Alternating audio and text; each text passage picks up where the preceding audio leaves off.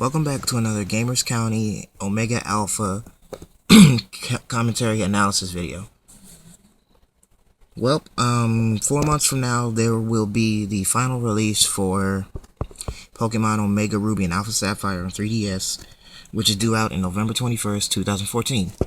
And I'm continuing my analysis videos throughout the month and probably the middle of August. Seeing as how I've decided to take more interest in the new remakes. I'm looking more at the character designs. I'm focused more on the designs. And looking at Matt, who is an admin for Team Aqua, he's a little more interesting than the recent characters I viewed. But his muscular status means that his Pokemon are probably either they have aggressive offense and probably sucky defense. I mean, looking at his design, he probably had that same one-size-fits-all, just like Archie did. I'm sorry. Obviously he's tore it apart, and there's nothing really left of it except the gloves and whatever it was wrapped around his head, I seen. And you can tell that he has a tattoo of Team Aqua symbol in the middle of his chest, and in his left hand you can see that he's clutching 2 Pokeballs in his left hand, which pretty much just by looking at him and the stance that he's in means he's ready for whatever battle Seth or May might bring him. I'm kind of confused why they would bring this out, but you know, promotion is promotion. You gotta get the game out, you gotta get the information out, stuff like that. Anyway, let's continue. Next, we have Maxie, the team leader from Magma. From what I've seen, he's not really much different than what he was back in the 2002 original versions, but if I had to guess, his concept is unique to me because he's wearing common clothes that is rather acceptable among fans of the Pokemon franchise. I'm not saying that his costume is unique, but I'm not saying it's not original either. I mean, I kind of thought his remake would look more, I don't know, sadistic, maybe, you know, a little more out there instead of all like he seems really tight. He seems like he's really tight-fisted among his ranks. But as I said in my recent views, he and Archie are responsible for whatever reason that Groudon and Kyogre reverted to their primal evolutions. And whatever the connection is to primal evolution, which means that it seems that more legendary Pokemon will probably get this in future remakes or whatever. But that's just the way it seems like the concept is pointing towards. So let's continue. Next we have a illustration of the newly announced Mega Diancie. Now, when I first started doing my views for X and Y, I was really interested when they brought out Diancie. It's like, oh, I can't wait to see what Diancie's gonna bring. Maybe it's gonna be that one trump card Pokemon that's got everything ready for you. It really was a bit of a downside because primarily to the fact that a lot of us who have Diancie in their team got it, you know, by hacking your game or whatever. But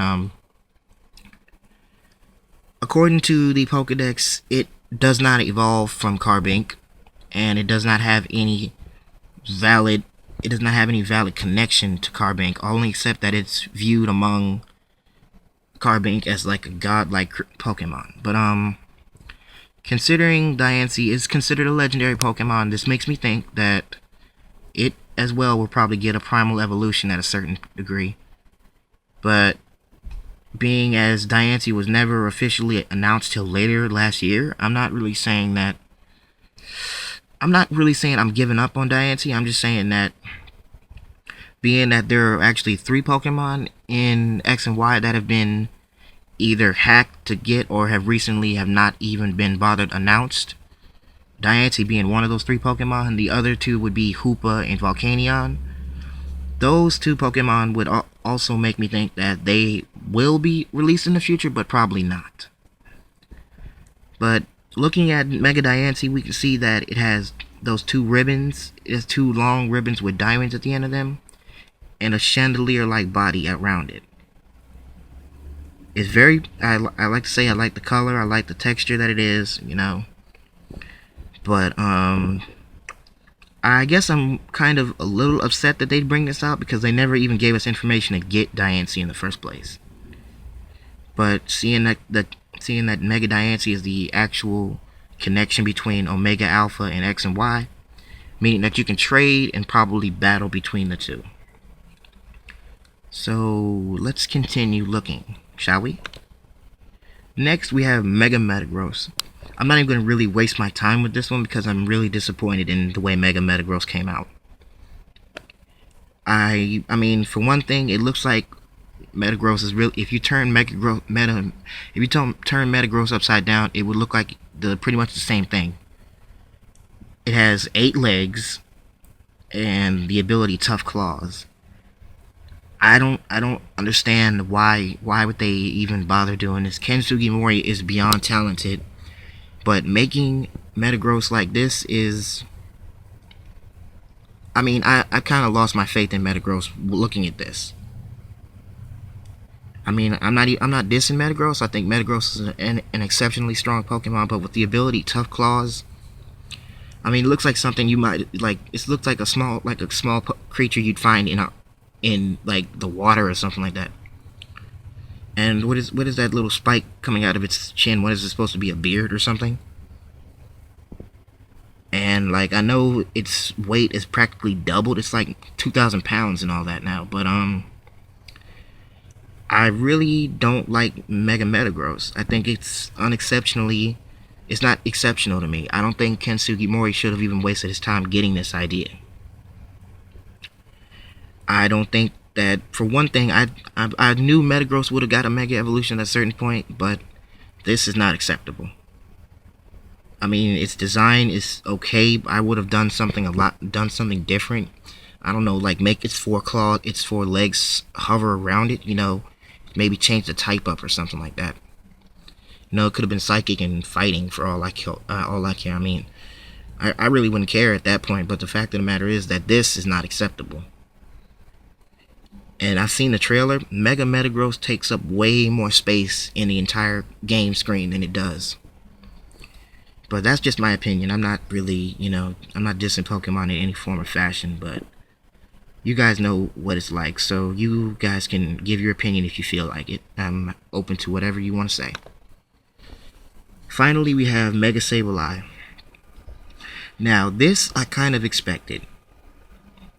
Being that Sableye had eyes of diamonds, I kind of figured it would, you know, have the diamond out, or probably, you know, I kind of thought it would grow a little more, probably be taller than it is, or probably, you know, it's kind of like Conkeldurr. It's got that giant gem for itself, but I kind of want to think that it uses it to swing around, you know.